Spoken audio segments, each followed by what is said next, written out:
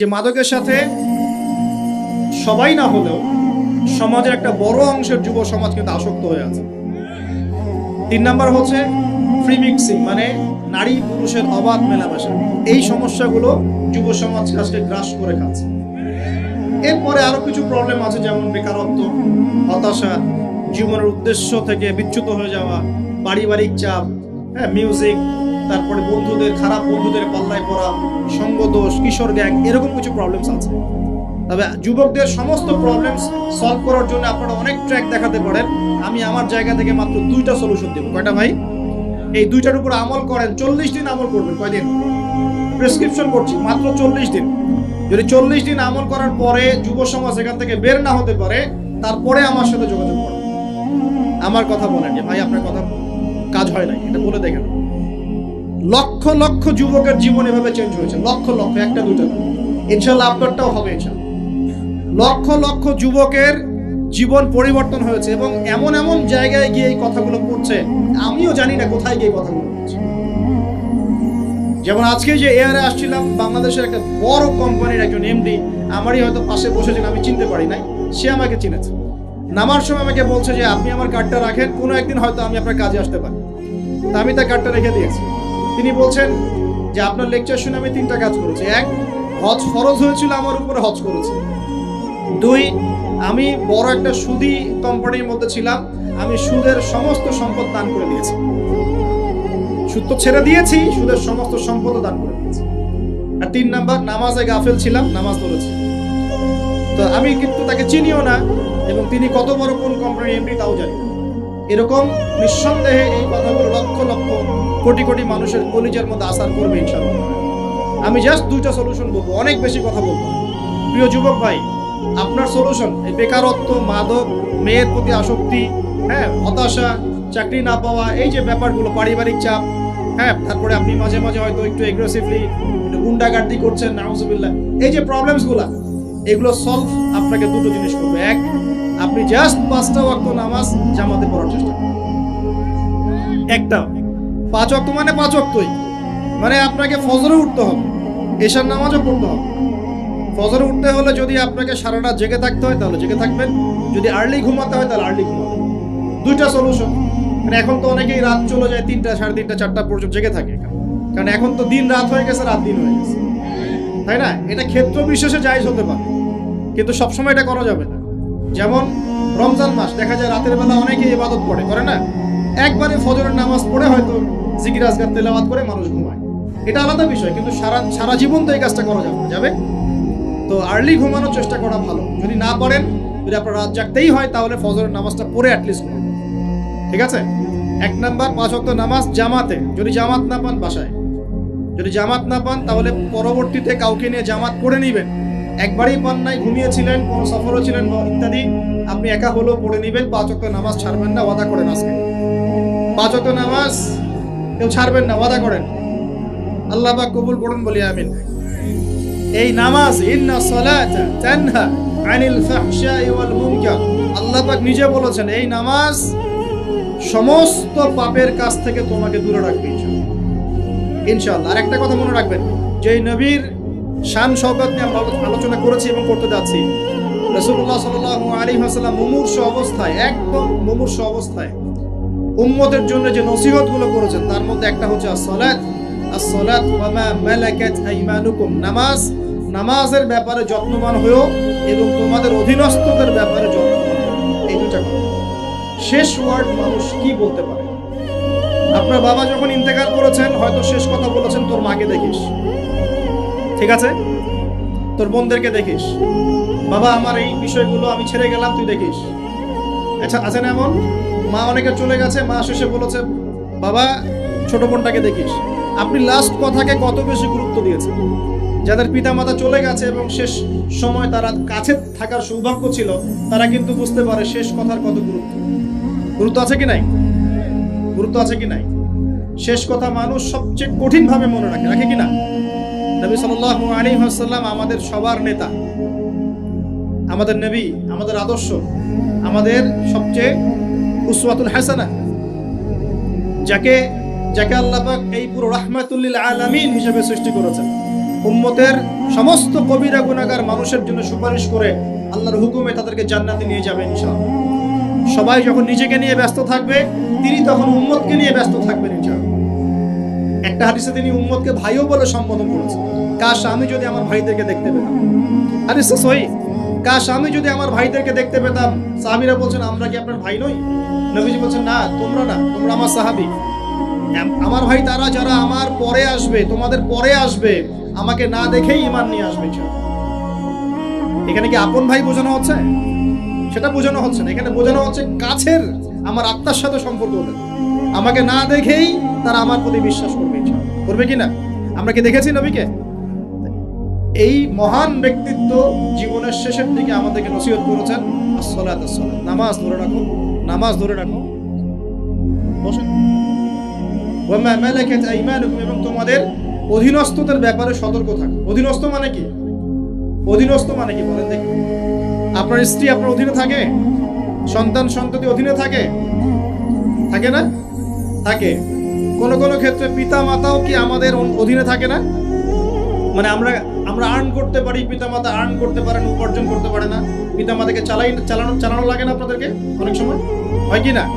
অধীনস্থ মানে আপনার আন্ডারে যে মানুষরা আছে, এই মানুষদের ব্যাপারে, তাদের হকের ব্যাপারে সতর্ক থাকবে। কে বলেছেন এটা? আচ্ছা, এখান থেকে নামাজের গুরুত্ব বুঝতে পারলাম কি? যুব সমাজের সলিউশন 1 নাম্বার, 5 ওয়াক্ত নামাজ জামাতে পড়ার চেষ্টা করবেন। আল্লাহ পাক তৌফিক এনায়েত করুন, বলে আমিন। 2 নাম্বারটা হচ্ছে, আমার সামনে একটা কিতাব আছে, কিতাবটার নাম কি? সবাই পড়তে জানি? কারা কারা পড়তে জানেন না? অনেস্টলি হাত তুলে দেখুন। জানেন না? আপনারাই জানেন না? আচ্ছা, ঠিক আছে, বসেন, শরমের কিছু নাই। যারা জানেন না, ওয়াদা করেন যে আগামী রমজান মাসে, এই রমজান মাসের মধ্যেই কোরআন তিলাওয়াত করা শিখবো ইনশাআল্লাহ। বাঙালি একটা আবেগী জাতি। ওই যে বলি, ইস্যু পাগল, মাঝে মাঝে ট্রল করে, আর মাঝে মাঝে আবেগে ভাসে। আমাকে বলেন দেখি, আল কোরআনের আলো ঘরে ঘরে জ্বালো, এই স্লোগান তুললেই বাংলার জমিনে একদম ইসলাম কায়েম হয়ে যাবে? কখন ইসলাম কায়েম হবে? যখন আল কোরআনের আলো ঘরে ঘরে জ্বলবে। কখন? যখন প্রত্যেকটা ঘরে ঘরে একটা করে কোরআনওয়ালা মানুষ থাকবে। প্রত্যেক ঘরে ঘরে কি একটা করে হাফেজ আছে? তৈরি করার চ্যালেঞ্জ গ্রহণ করতে হবে। বাংলার প্রতি ঘরে ঘরে একটা করে হাফেজ তৈরি হবে ইনশাআল্লাহ। এটা করলে কি আপনাকে সরকার বাধা দিবে? আপনার নিয়াত করে যদি আপনি সন্তানকে হাফেজ বানান, কেউ বাধা দিবে? কেউ চাপ দিবে? আমরা তো চতুর মুসলিম। কেমন চতুর মুসলিম? আমরা আমাদের সন্তানদের মধ্যে যারা বেশি ট্যালেন্টেড, ওদেরকে দিব আগে জেনারেল লাইনে, আর যার একটু মাথা কম তাকে আমরা পাঠায় দিই মাদ্রাসায়, পাঠায় দিয়ে যে আবাসিকে রেখে দিই, থাকতো এখানে, ওকে এখানে পিটাই সোজা করবে। আপনাদের কি মনে হয় যে কোরআন সুন্নাহর জ্ঞানটা অর্জন করার জন্য মাথায় ঘেলুর দরকার নাই? এমনটা মনে হয়? কোরআন এবং সুন্নাহর জ্ঞান অর্জন করতে সবচেয়ে বেশি প্রজ্ঞা লাগে, সবচেয়ে বেশি মাথা কাটাতে হয়। সবচেয়ে ট্যালেন্টেড ছেলেটাকে দেয়া লাগতো কোরআন। আমরা উল্টা চলি। এই কারণে দেখা যায় যে কোরআন সুন্নাহ হাতে নিয়েও আমরা এখন ওয়ার্ল্ড অ্যাফেয়ার্সকে ডিল করতে পারছি না, আমরা ওয়ার্ল্ডকে চ্যালেঞ্জ করতে পারছি না। কেন? আল্লাহ রাব্বুল আলামিন আমাদের সবাইকে কোরআন শেখার তৌফিক দান করুন। আল কোরআনের আলো ঘরে ঘরে জ্বলবে তখনই যখন ইনশাআল্লাহ তাআলা আপনাদের প্রত্যেকের ঘরে একটা করে কোরআনওয়ালা মানুষ তৈরি হবে। পারা যাবে তো ইনশাআল্লাহ? নাকি কোরআন সুন্নাহ খালি আলেম ওলামাদের চর্চা করেই হবে? আপনাদের পড়ারও দরকার নাই, জানারও দরকার নাই, বোঝারও দরকার নাই। কোনটা? ব্যাপারটা কি এমন? কোরআন কি শুধু আল্লাহ পাক আলেমদের জন্য পাঠিয়েছেন, নাকি শুধু মুসলিমদের জন্য পাঠিয়েছেন, না পুরো মানব জাতির জন্য? পুরো মানব জাতির জন্য আল্লাহ কোরআন পাঠিয়েছেন। ওয়াদা করা যাবে ইনশাআল্লাহ? যুব সমাজ, ইনশাআল্লাহ আমরা কোরআন তেলাওয়াত তো শিখবই, অর্থ বুঝবো ইনশাআল্লাহ। রাজি আছি ইনশাআল্লাহ? এই রমজান মাসে আল কোরআন 1 খতম দিবেন ইনশাআল্লাহ। প্রত্যেকদিন 1 পারা করে তেলাওয়াত করার চেষ্টা করবেন, আল্লাহ তৌফিক দান করুন। আর যারা আমরা তেলাওয়াত করতে পারি, আমরা চেষ্টা করব আলিফ লাম মিম থেকে একদম মিনাল জিন্নাতি ওয়ান নাস পর্যন্ত অর্থ সহ পড়ার জন্য। পারবো তো ইনশাআল্লাহ? আল্লাহ তৌফিক দান করুন, বলি আমিন। যেটা বলছিলাম, আইয়ামে জাহিলিয়াতে এই প্রবলেমসগুলো ছিল। আপনাকে আমি আস্তে আস্তে এখন মেরাজের দিকে নিয়ে যাচ্ছি। আইয়ামে জাহিলিয়াতের প্রবলেমস কি বললাম? 1 নাম্বার কি ছিল ভাই? শিরকের পাপ। 2 নাম্বার বলেন আমার সাথে, রিবা মানে সুদ। 3 নাম্বার মাদক, যেটা আমাদের সমাজে আছে কি নাই? 4 নাম্বার হচ্ছে মেয়েদের অবমাননা, মেয়ে নারী জাতিকে সেখানে খুব একটা মূল্যায়ন করা হতো না। আপনাদের কি মনে হয় এখন খুব মূল্যায়ন করা হয়? এখন খুব মূল্যায়ন করা হয় না? এখন মূল্যায়ন করা হয় ঠিকই, কিন্তু তাদের দেহটাকে কিসে মূল্যায়ন করা হয়? এই দেহটাকেই মূল্যায়ন করা হয়, তাদের ডিগনিটি, তাদের সম্মানকে মূল্যায়ন করা হচ্ছে। আমরা কত বড় ভণ্ড দেখবেন, নারী অধিকারের কথা বলি কিন্তু এগুলোকে বন্ধ করি না। আমরা যদি সত্যি তাদেরকে ভালোবেসে থাকি, তারা যদি আমাদের সমাজের অংশ হয়, আমাদেরই কারো মা, কারো বোন, কারো আত্মীয় হয়ে থাকে, তাহলে আমরা কি আমাদের অর্থ দিয়ে তাদেরকে কর্মসংস্থানের ব্যবস্থা করে দিতে পারতাম না? কয়জন এই কাজটা করেছে? কয়জন এই কাজটা করেছে বা করার হিম্মত দেখাচ্ছে? ওদেরকে রেখেও দিবে, তাদেরকে ভোগও করবে, করে আবার ওদের অধিকারের আন্দোলনও করবে। কত বড় ভণ্ড জাতি, চিন্তা করবে। আমরা একটু নিয়াত করতে পারি তো, আমরা আমাদের অর্থ সম্পদ থেকে আমরা প্রয়োজনে আমাদের পলিটিক্যাল পাওয়ার কাজে লাগিয়ে, আমাদের এখানে যারা অনেস্ট মেম্বার, চেয়ারম্যান, এমপি সাহেব থাকবেন, তাদের পলিটিক্যাল পাওয়ারটাকে কাজে লাগিয়ে আমরা আমাদের এলাকাগুলোর মধ্যে সমস্ত অনৈতিক কাজগুলো বন্ধ করে দেব এবং ওইকে আমরা ভালো কোনো কর্মসংস্থানের ব্যবস্থা করে দিব। দেখবেন কোনোদিনও শেষের চাই এই পথে পা বাড়াবে না। কোনো মেয়ের কি এই কাজ করতে ভালো লাগে আপনার মনে হয়? কোনো মেয়ে চায় না যে সম্মান বিক্রি করে খেতে হবে, হয়তো পেটের দায়ে বা সামাজিক অন্ধকার জগতে পা বাড়িয়ে দালালের খপ্পরে পড়ে, বা এই যে নারী লিপ্সু কিছু পুরুষ মানুষের খপ্পরে পড়ে এই পথে চলে গেছে। এরা যদি আমাদের আত্মীয় হতো, আমাদের বংশে কেউ হতো, আমাদের কারো মা, কারো বোন, কারো স্ত্রী হতো, তাহলে কি আমরা সমাজে মুখ দেখাতে পারতাম? আমরা কি পশ্চিমা হয়ে গেলাম নাকি? পশ্চিমাদের সমাজে এগুলো জায়েজ। পশ্চিমা সমাজে একটা মানুষ, একটা ছেলে বিয়ের আগে 15-20টা মেয়ের সাথে, জানেন এগুলো রিপোর্ট দেখেন, পশ্চিমা সমাজে প্রতি 6 মিনিটে একটা করে মেয়ে ধরতে হয়। ফ্রি মিক্সিং ওখানে জায়েজ। $92 বিলিয়ন ব্যবসা করে এক বছরে। তারা রিসার্চ করে দেখেন, 1150 বছর, 1200 বছর এই বিশ্বটাকে মুসলিমরা শাসন করেছে। ইতিহাস পড়ে দেখেন না একটু।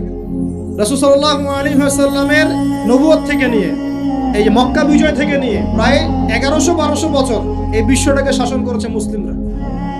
এই ইতিহাসগুলো মুসলিম যুবকদেরকে কারা শেখাবে, কারা বলবে, কে মনে করাই দিবে? বিগত 100 বছরে আজকে আমাদের এই অবস্থা হয়েছে।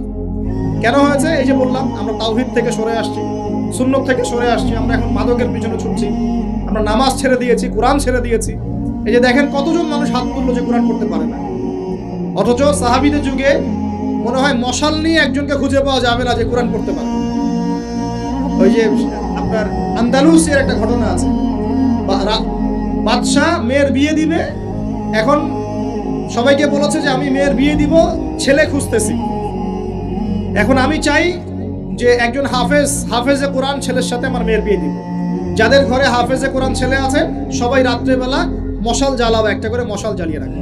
এখন বাদশা রাতের বেলা গভীর রাতে টাওয়ারের উপর উঠেছে, উঠে দেখে তার রাজ্যের প্রতিটা বাসায় মশাল জ্বলছে, মানে সবাই কোরআনে হাফেজ।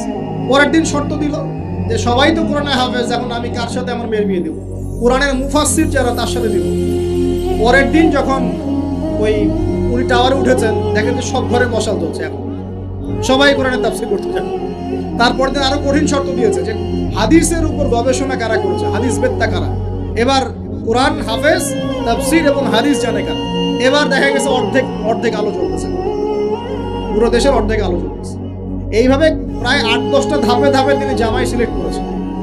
জামাই পেতে এত কষ্ট, সবাই ভালো মানুষ, এর মধ্যে ভালো কোথায় খুঁজে বের করবে? দেখেন আমরা যে ইসলাম থেকে সরে আসছি, এই কারণে আজকে বিগত 100 বছরে আমাদের এই অবস্থা হচ্ছে।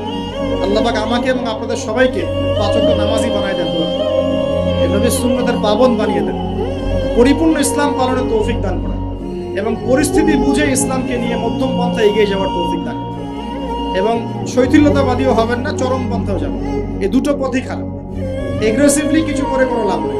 আর আপোষে একটা কান্ট্রির মধ্যে, রাষ্ট্রের মধ্যে আপোষে মারামারি কাটাকাটি করে কোনো ফায়দা নেই, বরং উম্মার ঐক্যটা নষ্ট হয়ে যাবে। বরং সবার জন্য শুভ কামনা রাখবেন, সবাইকে সবার জন্য দোয়া করবেন। কারো যদি ভুল হয় সেটাকে গঠনমূলকভাবে মন থেকে মহব্বত নিয়ে ধরায় দেওয়ার চেষ্টা করুন। আল্লাহ রাব্বুল আলামিন আমাদের সবার মধ্যে ঐক্য দান করুন বলি আমিন। এইরকম সমস্যায় জর্জরিত সমাজে 4টা, আরেকটা প্রবলেম ছিল গোত্রীয় হানাহানি। 5টা প্রবলেম হচ্ছে: 1 শিরক, 2 নাম্বার মাদক, 3 নাম্বার সুদ, 4 নাম্বার মেয়েদের অবমাননা, আর 5 নাম্বার হচ্ছে আপনার গোত্রীয় হানাহানি, মানে মারামারি কাটাকাটি করতো তারা। এই প্রবলেমস গুলো কি এখনকার যুগে নাই, এখনকার বিশ্বে নাই? আচ্ছা, এরকম একটা সমাজে আমাদের নবীকে আল্লাহ পাক নবী করে পাঠালেন, বলেন সুবহানাল্লাহ। এখন ওই সমাজে থেকেও কি নবীজি পাপের সাথে যুক্ত হয়েছিলেন? তিনি এই রকম পাপে নিমজ্জিত সমাজে থেকেও কোনো পাপের সাথে যুক্ত হন নাই। এবার নবী সাল্লাল্লাহু আলাইহি ওয়াসাল্লাম প্রথম ওহী প্রাপ্ত হলেন সূরা আলাকের প্রথম 5টা আয়াত। আল্লাহ পাক বলেন, ইকরা বিসমি রাব্বিকাল্লাযী খালাক, পড়ুন আপনার রবের নামে যিনি আপনাকে সৃষ্টি করেছেন। নবীজি ওহী প্রাপ্ত হয়ে বাসায় ফিরে আসলেন। বাসায় এসে খাদিজা রাদিয়াল্লাহু আনহাকে বললেন, এই ঘটনা ঘটেছে, গুহার মধ্যে ফেরেশতা একজন এসেছিলেন, আমাকে জোরে চিপে ধরেছেন, ছেড়ে দিয়েছেন, ছেড়ে বলেছেন ইকরা, আমি বলেছি মা আনা বিকারি, আমি তো পড়তে জানি না। আবার চিপে ধরেছে, আবার ছেড়ে দিয়েছে, বলছে পড়ুন। নবীজি বলছেন মা আনা বিকারি, আমি তো পড়তে জানি না। আমাদের নবীজি কিন্তু পড়তে জানতেন না। আবারও বলছেন ইকরা, পড়ুন। নবীজি বলছেন মা আনা বিকারি, আমি তো পড়তে জানি না। চতুর্থবার তিনি বলছেন ইকরা বিসমি রাব্বিকাল্লাযী খালাক, খালাকাল ইনসানা মিন আলাক, ইকরা ওয়া রাব্বুকাল আকরাম আল্লাযী আল্লামা বিল কলম আল্লামাল ইনসানা মা লাম ইয়ালাম। এবার খাদিজা রাদিয়াল্লাহু আনহা তিনি মুসলিম হয়েছেন, তার চাচাতো ভাই ওয়ারাকা বিন নাফেলের কাছে নিয়ে গেছেন। তিনি বলেছেন যে হ্যাঁ, তোমার কাছে যে এসেছিল তার নাম নামুস, মানে জিবরাইল আলাইহিস সালাম, তুমি নবুয়ত পেয়েছো, এখন তোমার এলাকার মানুষ তোমাকে বের করে দিবে। নবীজি বলছেন আমার এলাকার মানুষ আমাকে বের করে দিবে? আওয়া মুখরিজিয়াহুম, তারা কি আমাকে বের করে দিবে? তখন নবীজিকে বলা হচ্ছে হ্যাঁ, এর আগে যার কাছে এই ওহী এসেছে তাকেই তার কম বের করে দিয়েছে। নবীজি দাওয়াতি কাজ করতে থাকলেন। প্রথম 3 বছর গোপন দাওয়াত। কয় বছর? প্রথম 3 বছর গোপনে দাওয়াত। এই 3 বছরে তৈরি হয়েছে আবু বকর সিদ্দিক, আপনার উসমান বিন আফফান, আব্দুর রহমান বিন আউফ, তালহা বিন উবাইদুল্লাহ, জুবাইর বিন আওয়াম, হ্যাঁ, এই যে যায়েদ ইবনে হারেসা, বেলাল আল হাবাশি, এরকম সাহাবী, আব্দুল্লাহ বিন মাসউদ, জাফর ইবনে আবি তালেব, আলী ইবনে আবি তালেব, এমন প্রায় 40 থেকে 80 জন সাহাবী ইসলাম কবুল করেছেন, বলেন আলহামদুলিল্লাহ। এরপর চতুর্থ বছর থেকে প্রকাশ্যে দাওয়াত দেওয়া শুরু হলো। যখনই প্রকাশ্যে দাওয়াত দেওয়া শুরু হলো, তখনই নবী সাল্লাল্লাহু আলাইহি ওয়াসাল্লামের প্রতি জুলুম, নির্যাতন চাপিয়ে দেওয়া, শারীরিক নির্যাতন, মানসিক নির্যাতন, অর্থনৈতিকভাবে বয়কট করা, হ্যাঁ, তারপরে কখনো কখনো এই যে মাথার উপরে উটের নাড়ি ভুঁড়ি চাপিয়ে দেওয়া হয়েছে, কখনো তাকে আঘাত করা হয়েছে, কখনো কি করা হয়েছে সামাজিক্যালি মানে সোশ্যালি বয়কট করা হয়েছে, কখনো তাকে গালিগালাজ করা হয়েছে। আমি দেখেছি তাকে ইন টোটাল প্রায় 15 থেকে 16টা গালি খেতে হয়েছে। আমাদের নবীজিকে, যার সামনেও কোনো গোনা নাই, পিছনে কোনো গোনা নাই, এই ব্যক্তিকে জীবনে প্রায় 15 থেকে 16টা গালি খেতে হয়েছে। মানুষ তাকে বলেছে কাযযাব, মিথ্যাবাদী, মহামিথ্যাবাদী, সাহের, জাদুকর, ফারিকুল জামাআ, ঐক্য বিনষ্টকারী, হ্যাঁ, মজনুন, পাগল, জিনগ্রস্ত ইত্যাদি মানুষ তাকে এসব কথা বলেছে। আমাদের নবীজিকে মানুষ এই কথা বলছে। এখন আমাদের সমাজে একটা প্রচলন ঘটেছে, সে খারাপ না হলে কি মানুষ এমনি এমনি খারাপ বলে? এরকম আছে না? খারাপ না হলে কি এমনি জুলুম আসে? এরকম বিশ্বাস আমাদের মধ্যে আছে। আমাদের নবীজিকে হকের উপর থাকার পরেও জীবনে প্রায় 15 থেকে 16টা গালি খেতে হয়েছে। তারপরে আমি স্টাডি করে দেখেছি, তাকে জীবনে প্রায় 14 থেকে 15 বার মানুষ হত্যা করার চেষ্টা করেছে। কতবার? 14 থেকে 15 বার। এমনকি মক্কা বিজয়ের দিন যখন তিনি কাবা ঘর তাওয়াফ করছিলেন, ওই সময় একজন ব্যক্তি ভিতরে ছুরি নিয়ে এসে তাকে মারার চেষ্টা করেছে। কি বলবেন? এখন নবী সাল্লাল্লাহু আলাইহি ওয়াসাল্লামের চেয়ে ভদ্র কোনো মানুষ আছে? নম্র হিতাকাঙ্ক্ষী কোনো মানুষ আছে? উত্তম চরিত্রের কেউ আছে? তাহলে তার জীবনে এমন কেন হয়? উত্তর, যখন আপনি পরিপূর্ণ হকের উপর থাকবেন, তখন আপনাকে চতুর্দিক থেকে বাধা পেতে হবে। আপনার পরিবার থেকে বাধা আসবে, আপনার বন্ধু মহল থেকে বাধা আসবে, আপনার কোনো সময় দেখা যাবে স্ত্রী শত্রু হয়ে যাচ্ছে, সন্তান শত্রু হয়ে যাচ্ছে, হ্যাঁ, সমাজে আপনি চলতে যাচ্ছেন, সমাজের মানুষ আপনাকে সেভাবে গ্রহণ করছে না, আপনি আনসোশাল হয়ে যাচ্ছেন, অনেক সমস্যা। তবে এরপরেও কি হক ছেড়ে দেওয়া যাবে? আল্লাহ পাক সবাইকে হকের উপর থাকার তৌফিক দান করুন।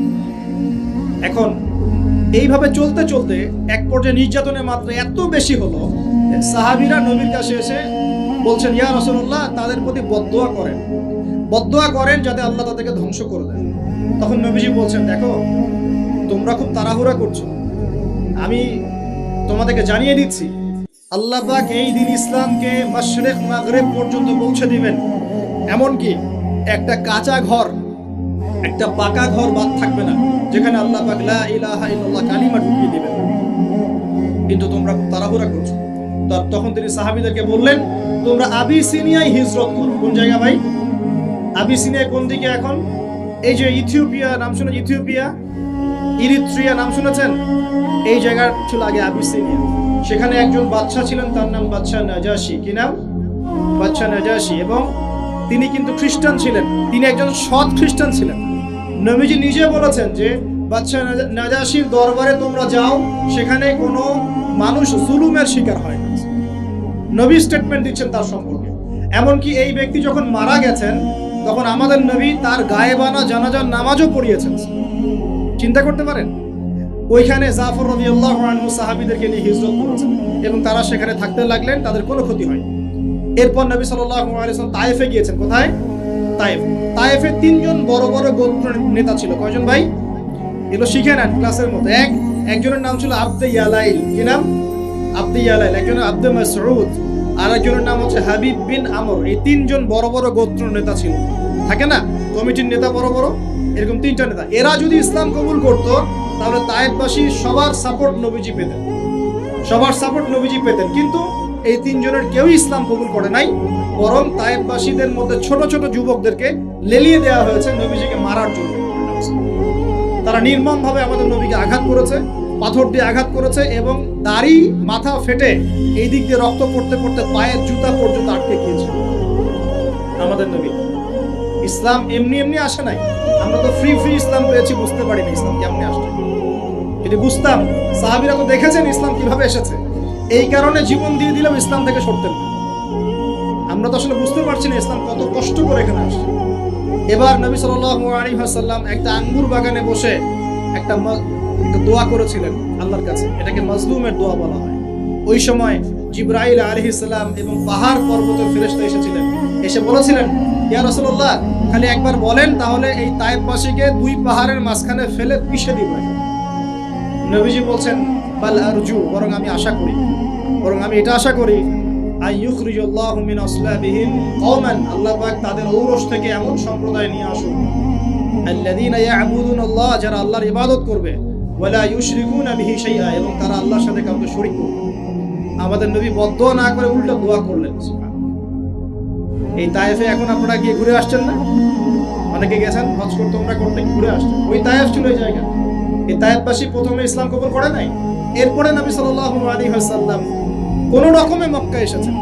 আসার পরে তার যে দুইজন আশ্রয়স্থল, কয়জন ভাই? একজন হচ্ছে চাচা আবু তলেব, নাম মনে আছে? সবাই নবীজির এগেইনস্টে চলে, আবু তলেব তাকে প্রোটেক্ট করেন। মনে করেন যে আমাদের এলাকায় একজন এমপি সাহেব আছেন বা মেম্বার বা চেয়ারম্যান সাহেব আছেন, যিনি সবাই ইসলামের বিরোধী হলেও তিনি ইসলামের পক্ষের মানুষ। তখন ইসলামপন্থীরা সুবিধা পাবে না? একটু হলেও সুবিধা পাবে কিনা? একটু সাপোর্ট পাবে কিনা? চাচা আবু তলেব ছিলেন এমন মানুষ। সমাজের সবাই রাসূল সাল্লাল্লাহু আলাইহি ওয়াসাল্লামকে ভালো মন্দ বলছে। আবু জেহেল, আবু লাহাব, উতবা, শায়বা, এরা সবাই ভালো মন্দ বলছে, খারাপ বলছে এবং তার বিরুদ্ধে চক্রান্ত করছে। কিন্তু আবু তলেব তাকে সাহায্য করছে। এই আবু তলেব ইন্তেকাল করলেন। ইন্না লিল্লাহি ওয়া ইন্না ইলাইহি রাজিউন। ঠিক আবু তলেব ইন্তেকাল করার 3 দিন বা 7 দিনের মধ্যেই নবী সাল্লাল্লাহু আলাইহি ওয়াসাল্লাম প্রিয়তম স্ত্রী, ওই যে খাদিজা রাদিয়াল্লাহু আনহা, যিনি তার ভালোবাসা, যার প্রেম, যার মমতা, যার স্নেহ, সম্পদ সব দিয়ে নবী সাল্লাল্লাহু আলাইহি ওয়াসাল্লামকে সাপোর্ট দিয়েছেন, উনিও ইন্তেকাল করলেন। ইন্না লিল্লাহি ওয়া ইন্না ইলাইহি রাজিউন। মাত্র 3 দিন বা 7 দিনের ব্যবধান। চিন্তা করেন তো সিচুয়েশনটা কেমন হতে পারে, কেমন লাগতে পারে? একে তো সামাজিক চাপ, অর্থনৈতিক চাপ, এই কাফের মুশরিকদের চাপ, তার মধ্যে মক্কায় কোনো রকম আসলাম, তায়েফ থেকে কেবল আসা হয়েছে। আসার পরেই এই ঘটনাগুলো ঘটে গেল। প্রিয়তম স্ত্রীও চলে গেলেন, আবু তলেবও চলে গেলেন। আমাদের মতো কোনো যুবক হলো তো আত্মহত্যা করে ফেলে। এই যুব সমাজ 80 না পাইলে ম্যাথে আত্মহত্যা করে। তোমরা শিখো নবী সাল্লাল্লাহু আলাইহি ওয়াসাল্লামের মানসিক ক্ষমতা কত বেশি ছিল, তার মানসিক স্ট্রেংথ কত কত কত ডেপথ ছিল, তার মাথার মধ্যে মানসিক ক্ষমতা কত বেশি ছিল। তিনি চ্যালেঞ্জ ফেস করতে পারতেন। শক্ত মানুষ ছিলেন, হাতটা ছিল নরম তুলতুলা। নবীজির হাত ছিল নরম তুলতুলা, একদম নরম। সাহাবীরা বলেছেন মুসাফা করলে মনে হতো একদম রেশমের মতো তুলতুলা নরম হাত। কিন্তু সেই হাতে যখন তিনি তরোয়াল ধরতেন শক্ত হয়ে যেত। কথা বুঝতে পারছেন না? নরম হাতের অধিকারী কিন্তু ভিতরের কলব ঈমান একদম চট্টানের মতো, পাহাড়ের মতো শক্ত, মানসিক ক্ষমতা পাহাড়ের মতো শক্ত। তো তিনি কি ভেঙে পড়লেন? কিন্তু মনে তো কষ্ট পেয়েছেন। এর জন্য এই বছরটার নাম হচ্ছে আমুল হুজন। কি নাম ভাই? আমুল হুজন, মানে কষ্টের বছর। ঠিক এই সময় এই জন্য বেশি কষ্ট পেয়েছেন, মনে কষ্ট পেয়েছেন। তার আশ্রয়স্থলগুলো একটা একটা করে শেষ হয়ে গেল, তিনি এখন মনোকষ্ট ভুগছেন। ঠিক এই সময় আল্লাহ রাব্বুল আলামিন কি করলেন এখন শুনুন। এখান থেকে আমরা আস্তে আস্তে আলোচনা শেষের দিকে যাব, খুব মনোযোগ দিবেন। নবী সাল্লাল্লাহু আলাইহি ওয়াসাল্লাম এশার নামাজ পড়েছেন। কিসের নামাজ? এশার নামাজ পড়ে কাবা ঘরের পাশে হাতিম আছে, কাবার হাতিম, হাতিমের উপর তিনি শুয়ে আছেন ডান কাত হয়ে। ডান কাতে শোয়া সুন্নাত। ডান কাতে শুয়ে আছেন, তন্দ্রা ভাব, পরিপূর্ণ ঘুম আসে নাই। নবীদের কিন্তু ঘুম নাই। নবীদের ঘুমটাও কিন্তু, নবীদের ঘুমের মধ্যে যা আসে আল্লাহর পক্ষ থেকে সেটা ওহী। নবীদের দেহ ঘুমায়, অন্তর কিন্তু ঘুমায় না, মনে রাখবেন। নবীদের কি ঘুমায় না? কলব, অন্তর কিন্তু ঘুমায় না।